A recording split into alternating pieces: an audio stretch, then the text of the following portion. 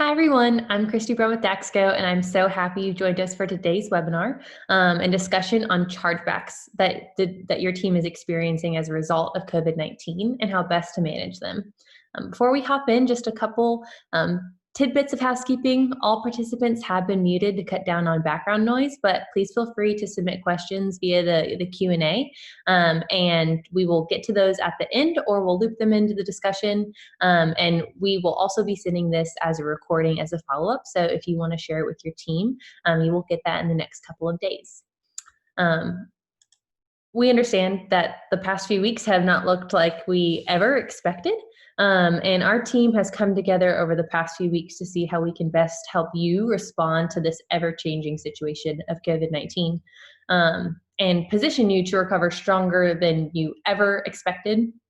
As I hope most of you or many of you have heard, we've pulled together a rapid recovery toolkit, which includes quick product enhancements, complimentary access to some solutions, and then just general knowledge share on webinars to help you navigate over the past couple of weeks. And this content is part of that toolkit. So we really wanted to dig in today on how to manage chargebacks, because that's a major trend we've been tracking, and we want to make sure that you all feel prepared to manage those. So today we are joined by a panel of payments experts who have been on the front line helping you manage your payments in the COVID-19 climate over the past couple of weeks. We are joined by Matt Popinski, our SVP of Payments, Kate Hardy, our Senior Director of Payments, Colby Watkins, our Daxco Full Service Billing Lead, and Angela Masters, our Director of AAC Services. Thank you all so much for joining us. Hello. So today we're going to cover three main topics: understanding chargebacks, really having a good grasp of what they are and how they're impacting your business, ways to manage them, and then we'll touch on some future payment challenges that aren't directly related to chargebacks that you want to be preparing for in the coming weeks and have top of mind. So I'm going to go ahead and kick it off and direct my first question to Matt on understanding chargebacks. So let's dig in. Matt, can you kick us off by giving a brief summary of what chargebacks are and what data and trends we are seeing related to chargebacks from COVID-19? Sure, thanks, Christy. Just want to say good afternoon to everybody.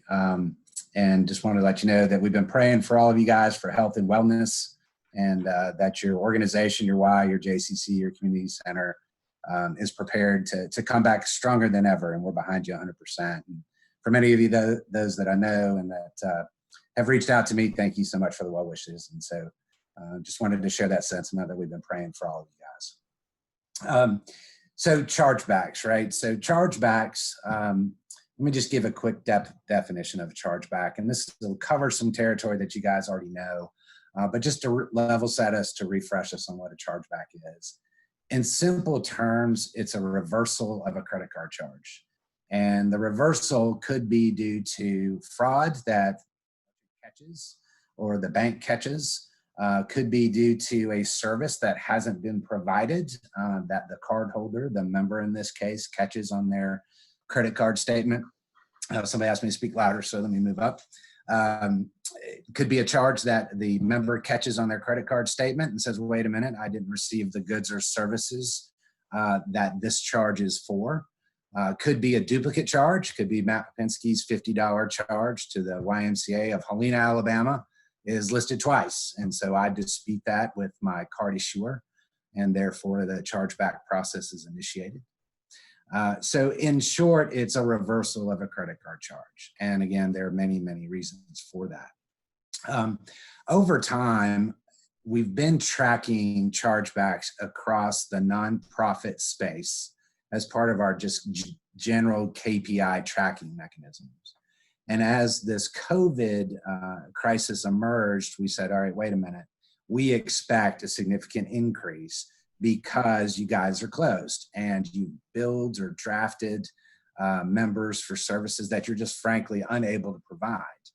And so we've been tracking this over time, and let me pull up a couple pieces of data that will be interesting, I think, for everyone. Let's level set and back to 2008. So we've got industry metrics back to 2008.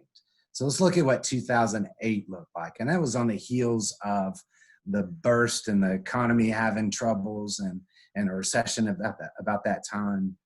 So chargebacks are tracked across the industry as a percent of total volume processed. So if I have $1,000 worth of chargebacks versus $1 million of volume processed, we can do the math and that'll tell us what our chargeback percentage is.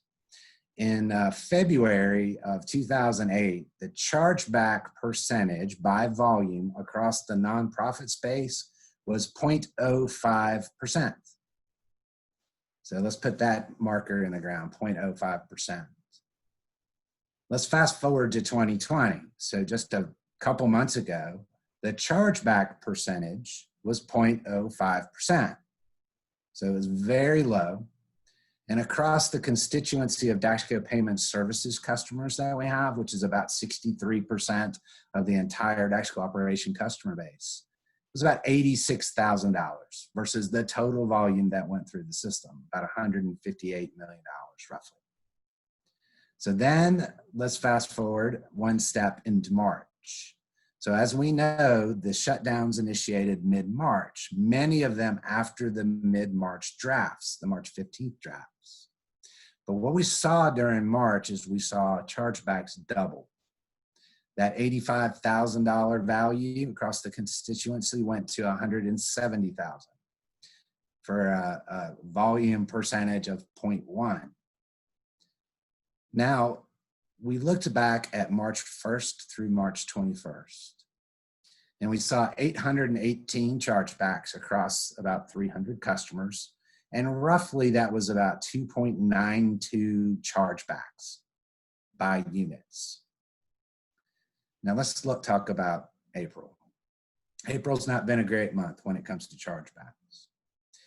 April 1st through April 21st, so we're comparing March 1 through March 21st, April 1 through today, we saw 2,751 chargebacks. So that is a significant increase, and you guys, I'm sure, are seeing that. And that's to the tune of 9.83 chargebacks per organization for the month of April versus 2.92 versus March. So if we do all the math, that brings us up to 0.57% of total volume across the customer base here has been charged back. So that equals about $232,000 worth of chargebacks.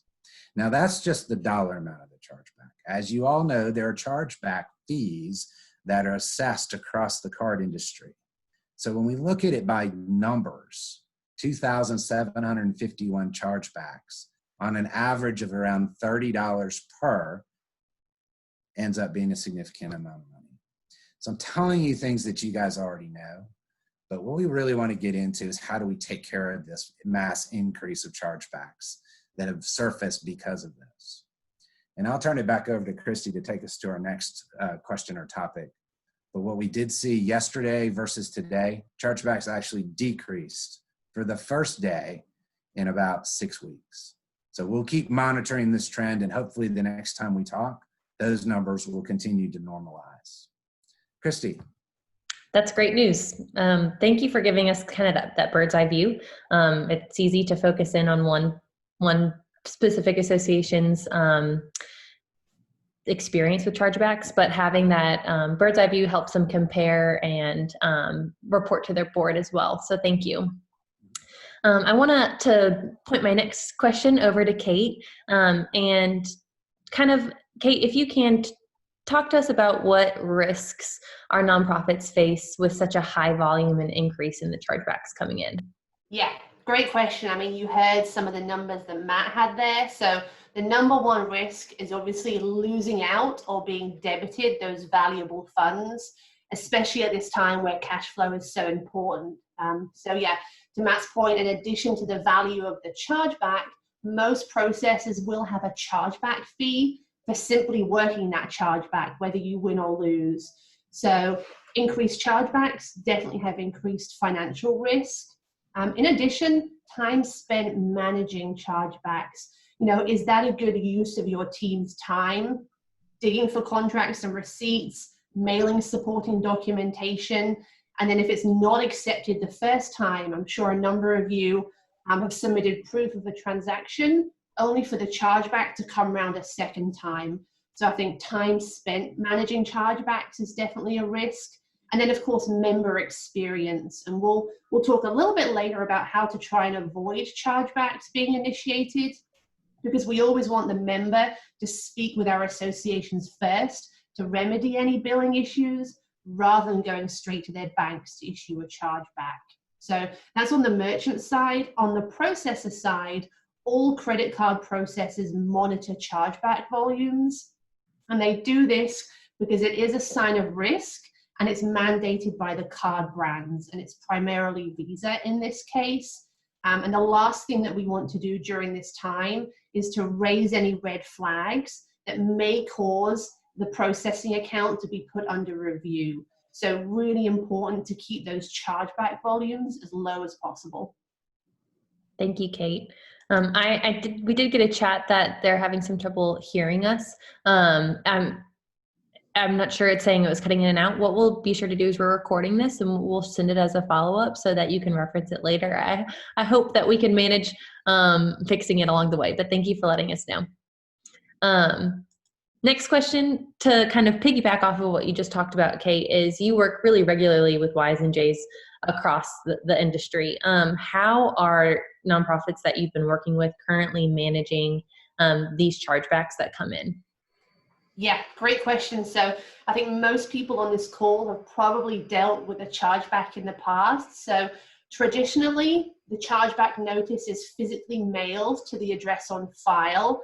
And that notice contains the summary information about the chargeback. So it'll include the transaction date, the amount, the last 4 digits of the card used to make the payment, the reason for the chargeback, and then the deadline to respond to the chargeback.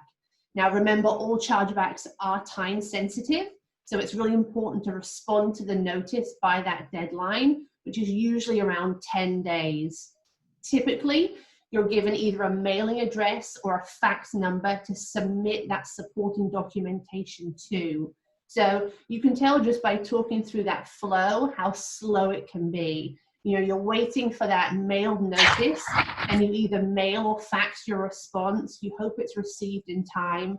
And then from there, you have no real visibility into progress or updates on that specific chargeback. So definitely the traditional method of mailing chargebacks and then mailing and faxing a response is not an ideal process as it is today. Yeah, I mean that the added stress of everything that's going on plus the manual labor can definitely be difficult to manage. Yeah, and especially with the mailing options, we know that so many Ys and Js are not necessarily open, so there's no one there to take receipt and respond in time. So definitely not the process that we need in this environment today. Definitely. Colby, I wanted to turn over a question to you kind of along that same vein of really what are customers seeing currently and how has the landscape of COVID-19 complicated that process, maybe even a little bit more than it was already a challenge? Yeah, I mean, on top of what Matt said earlier, the instances of chargebacks have definitely, increased exponentially since the lockdown started going into place. To compound that challenge, we've also, seen Ys across the country, start to shut down and staff being furloughed or, laid off in some cases. So in a lot of cases, the staff members or team members who are usually responsible for handling those chargebacks may not be, coming into the facility to get those by mail, or the skeleton crew that's still at the Y holding things down for the time being may not even be aware of looking at and checking for chargebacks that may be coming across. So you've got this really complicated issue of higher need for chargeback management met with an also decreased personnel or staff team to handle that influx. Definitely. I want to go back to Kate because I think that It's important to recognize that there's a struggle right now and that we need to manage the increase, but there are maybe some things that you can do to prevent chargebacks. So I wanted to point it back to you and see if you have any recommendations. Yeah, absolutely. So, chargebacks will happen, but there are certainly some steps that you can take and processes to implement day to day to help reduce them. So what I'd like to do is to cover two of the main chargeback reasons that we've seen over the past couple of weeks and just talk through the details of those and steps that we can take. So the first set of recommendations I'd like to share are around refunds. One of the main reasons that a chargeback is initiated is due to refund not issued.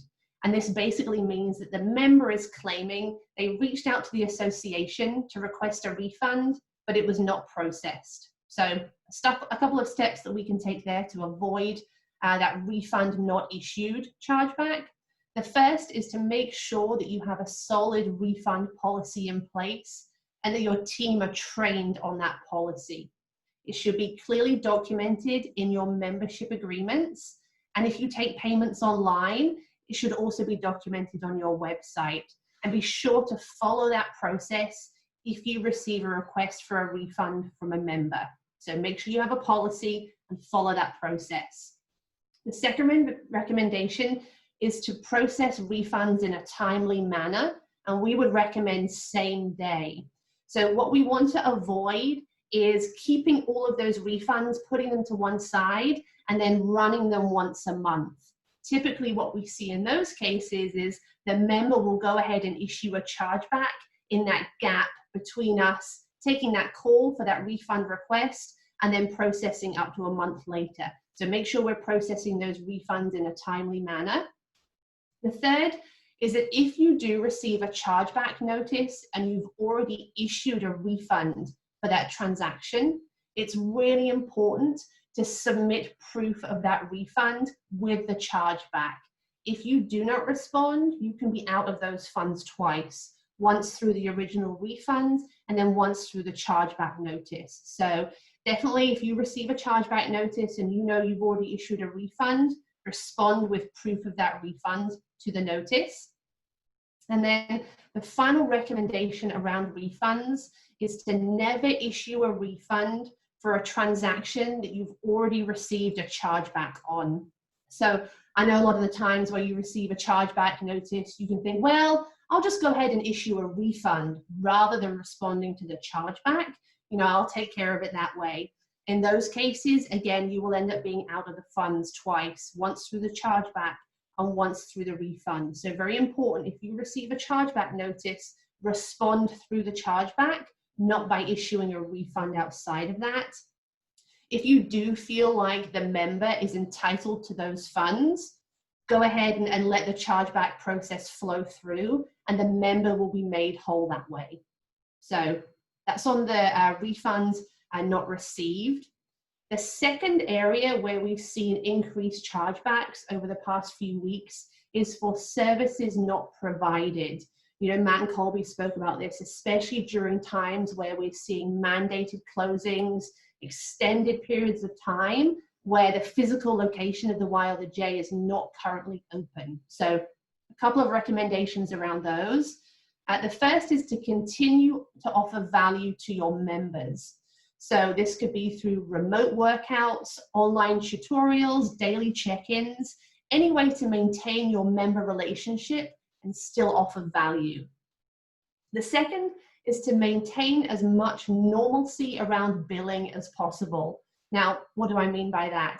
We would encourage you to do is to try and make decisions around billing prior to it running. So what we want to avoid is billing all of our members and then issuing refunds for all of those transactions a week later. Inevitably, you're going to have that gap again where a member has the opportunity to issue a chargeback or service is not provided. So just be sure to stay one step ahead of your billing cycles and make those billing decisions prior to them running rather than going back and issuing mass refunds. And then the last thing on this is we've seen our customers have huge success when they've taken advantage of the latest release. So if a member calls in to request a refund, giving them the option to change that member dues into a donation. So just saying, hey, stay with us during this time, and we can convert that member billing for the dues into a donation. That's awesome. Thank you, Kate. Those are really actionable steps that people can take. We had a couple of questions come in, and if you, I'm not sure if we can answer them, but we will try. So one is, even with a no refund policy, say for preschool, and we are currently saying no refunds now until we can evaluate opening date and recalculate services, people are processing chargebacks for services not provided. What is the legality of no refunds during this mandatory closing? You know what, it's tough. Ultimately, a chargeback initiates through the issuing bank. So the bank that issued your member's card, that is the first place that your member is going to interact with.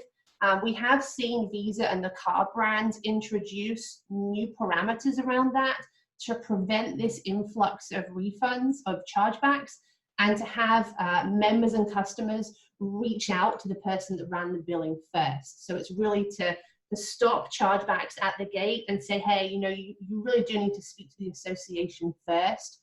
So if you want to put the name of your association in the chat, then we can circle back up directly and certainly give you some more targeted advice around that.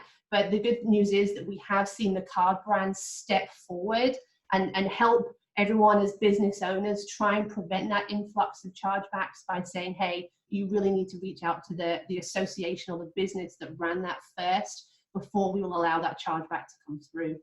It's a good question though. It's tough. It's tough because it's changing all the time, and you know, it's just so unique circumstances right now. That's perfect. We received another question about if they have already issued a refund and then they get a chargeback. This may be something that we have to handle one-on-one, but is there a best way to manage those, or is that going to have to be like a one-off case?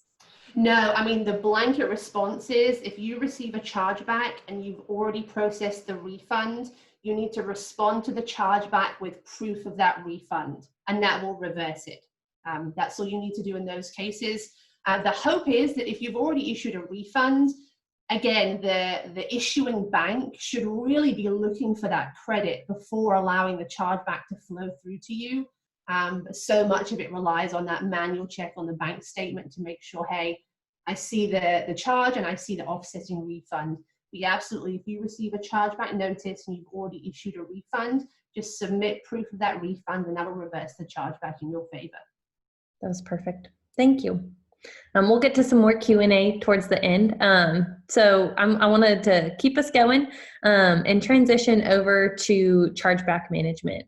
Matt, I want to loop you back in because we have a dispute manager for Daxo Payment Service customers that helps alleviate this process. Can you walk us through what that is and how it helps streamline the process? Yes, thanks. Thanks, Kate, for that detail.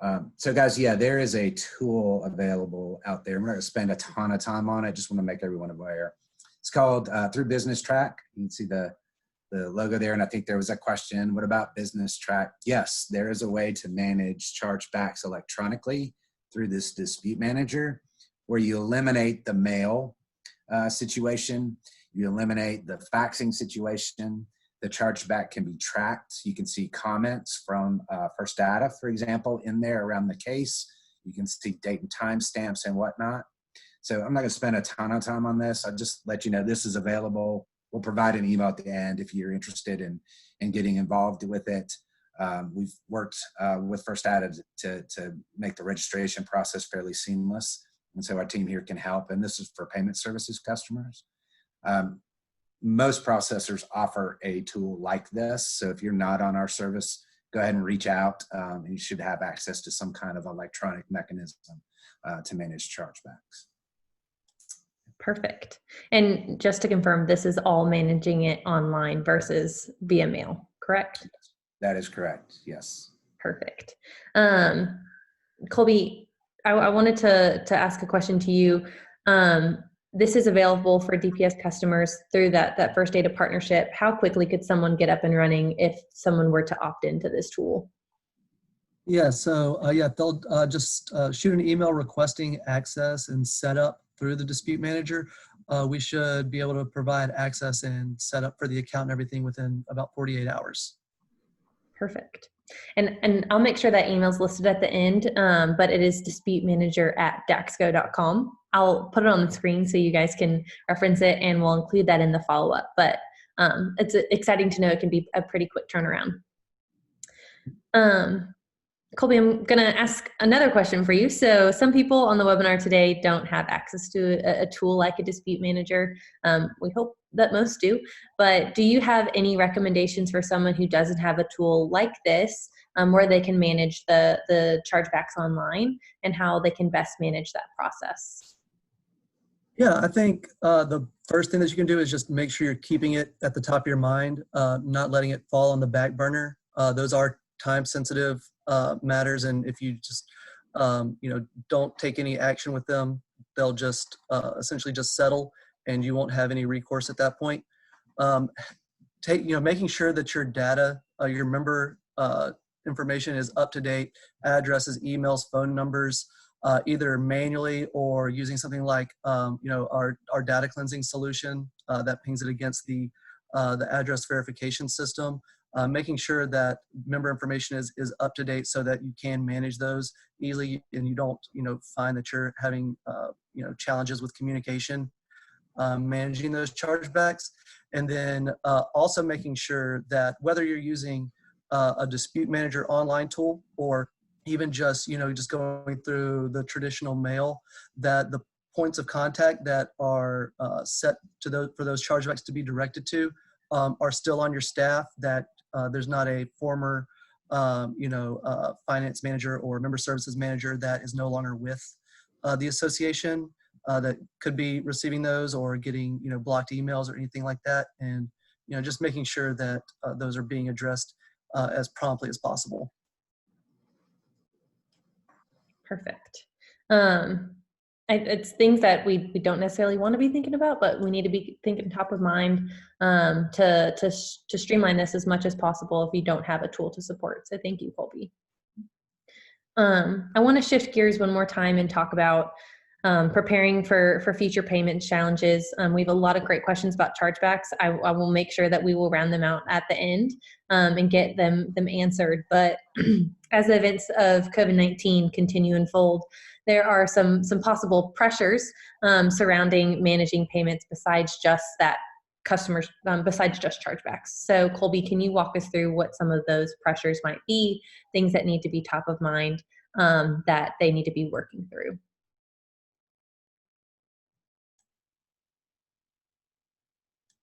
You're muted. Pardon. Yeah, it's going to be you're going to see essentially, and if you haven't already, an increase in declines for reasons of invalid card information, increase in insufficient funds, fewer staff to manage that decline influx. And then ultimately, with that, a growing aging receivable, if you don't have that ability to address those as soon as possible. With every passing day that a decline does not get addressed or a receivable goes aging, it becomes exponentially harder to collect as time goes on. So, it's folks on the webinar right now already know it's hard enough to get decline management addressed during normal circumstances.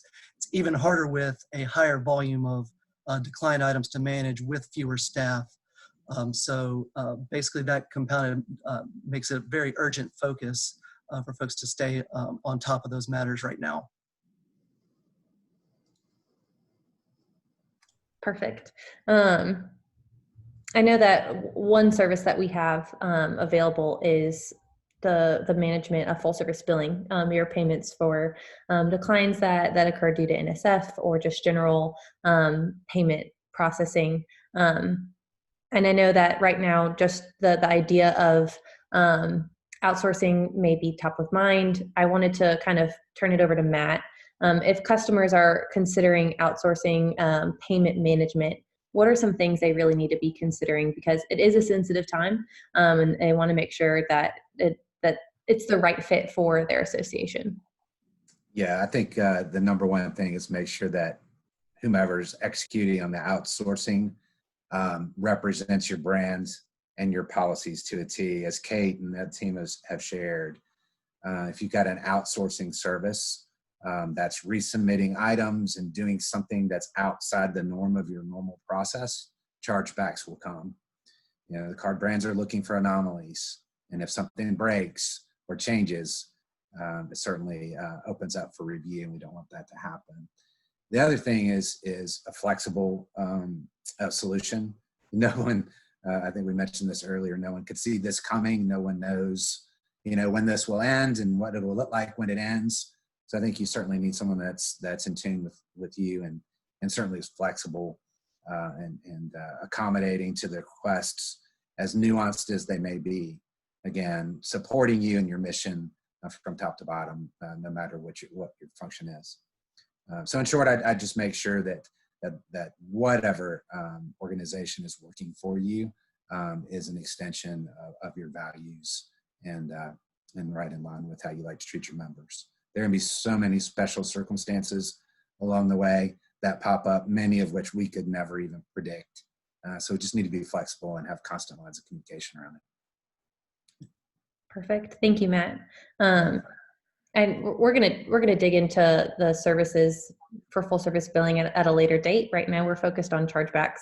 But I wanted to take the opportunity. We have Angela Masters with us, and her team is actually the one that manages full service billing. So the full service billing team. So I wanted to kind of punt it over to you and say, really, we want to make sure that we're an extension of your team, of our WISE team always. So can you walk us through what your team does and how they handle those tough conversations kind of at a high level? Absolutely, Christy. So one of the things that we have and we're very proud of is that we have a team of experts that have been with the company that's been in business for 30 plus years. So as Matt was saying, we tailor the services to how you want them to be handled. It's not a cookie cutter service. We're handling your members how the communication should have happen with them in a way that you would have that same communication. So as Matt said, an extension of your values, of your mission. Our team here has an average NPS score of 45. We're so proud of that. And it also speaks to the success of our service and the positive interactions that we're having with the members. Awesome. Thank you so much, Angela. It's nice to hear from the person who would be managing it and being an extension of that staff. So thank you for joining us. I'm going to turn it over to some Q&A. You all have submitted some really great questions. There's a lot, and we are going to work through getting through all of them. If we don't get to everyone's question, I will make sure everyone is followed up with an answer. So we're going to start working through these, and I'm going to kind of ask the question and open it up to the panel. So jump in where you would like to jump in, panel. So the first one is from Joyce. It says, I've received a chargeback where they stated they did not get a refund when they have not contacted the branch or requested one. Is there a best way to manage that? I'll take this one. So I think that is the perfect example of how chargebacks can be incredibly difficult to deal with because they are very dependent on the issuing bank. So I think I mentioned earlier, the good news is that the card brands have really stepped forward to business owners during this time and said, really enforced the fact that the member in this case needs to speak to the association to remedy or resolve the chargeback rather than putting it through that process. I would say the more information that you can provide with a chargeback response, the better. You can type up a form, you can type up a letter, and I would be sure to put that in there. Say, hey, we have had no correspondence from this member, and these are our cancellation policies. You know, do you require cancellation in writing, via email, via a letter, via a phone call, and definitely push back 100%. I think someone else mentioned in here that, and I'd mentioned earlier, that chargebacks can go round and round. You know, you'll submit proof and it will come back, and you'll submit proof and it will come back. And there will be a point where you do need to decide, you know, is this a good use of my time? Is the value of the transaction worth continuing to fight it?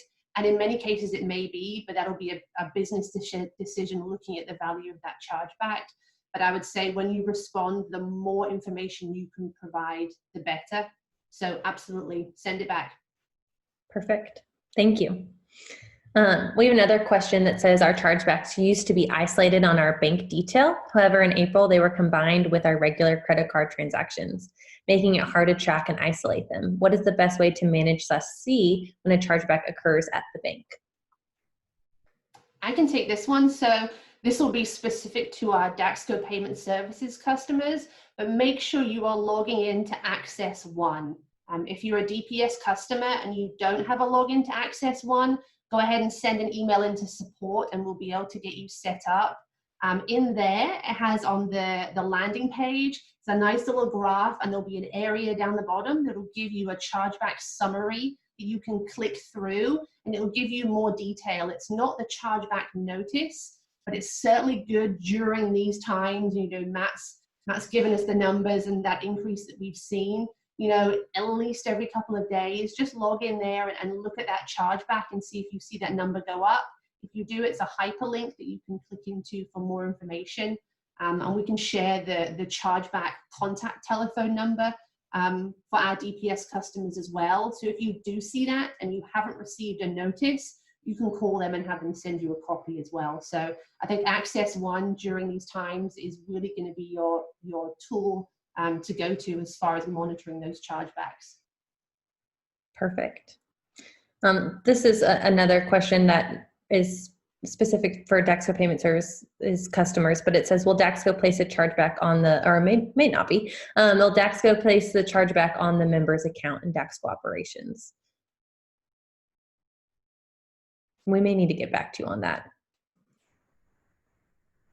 Yeah, I think we can follow up on that one. Absolutely. Perfect. Colby, you may know. I believe they're only available through Access One for payments customers, or for Daxco Payment Services customers at this time. Perfect.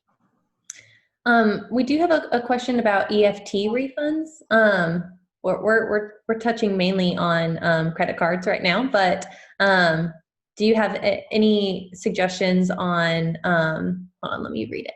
We used refund at the customer request, and then he contacted bank for the chargeback.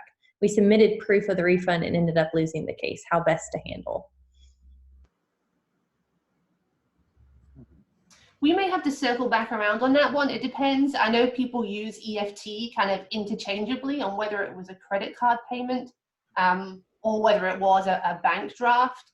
If it is a recurring credit card payment, again, it can be tricky, right? We always want to have those conversations with the members directly rather than going to the bank first and issuing a chargeback. So yeah, in those ones as well, I would say be careful of the dates. You know, with most of our membership billing, it's monthly. So are we looking at the same dollar and month and date that the chargeback relates to? And did we cancel it in time? You know, if we have a 30-day cancellation policy, or did we cancel it when they initially called in? So we can definitely circle back. If you want to leave the name of the association, we can pull a specific example and circle back with you on that. Happy to dig into that one further. Well, perfect. Thank you guys so much for joining us. There's some Q&A that we will be sure to follow up with afterwards to make sure that everyone's questions are answered. And we'll connect you with someone on the support team to make sure that we get these all handled. And all of these questions are important. And actually, one more question before we hop off. Is Business Track and Access One the same thing? No, two separate tools. So Access One is a standalone tool for all of your batches and reconciliation and summary chargeback reporting. Dispute Manager and Business Track. Dispute Manager lives in Business Track ultimately, and it's a lot of names to keep up with. But Dispute Manager, I think Matt explained a little earlier, it has the granular detail of the chargebacks. And you can also see updates from the First Data team member who's managing that chargeback. So a lot more detail lives in there than Access One on the chargebacks. Access One is good for summary information, using it as an alert and a double check. But Dispute Manager is where you can go and you can submit proof of that transaction, and you can correspond with the person running the chargeback on the First Data side as well. Perfect. Thank you. Thank you everyone who joined us today, and thank you to our panelists for sharing your insight. If you guys are interested in the Dispute Manager, please email disputemanager@daxco.com, and we can get you set up. And we will be sending this out as a follow-up, so we talked through a lot of overarching themes and best practices, so I recommend that you share it with your team and revisit it at a later date. And just be on the lookout for some future webinars in the future surrounding the challenges that will continue as we evolve and focus more on recovery towards reopening. We will be sending those out to you all soon. So if you have any questions, please email marketing@daxco.com, general questions. And if you want the Dispute Manager, email disputemanager@daxco.com and we will get you set up. Thank you all so much. Thank you, everyone. Thanks.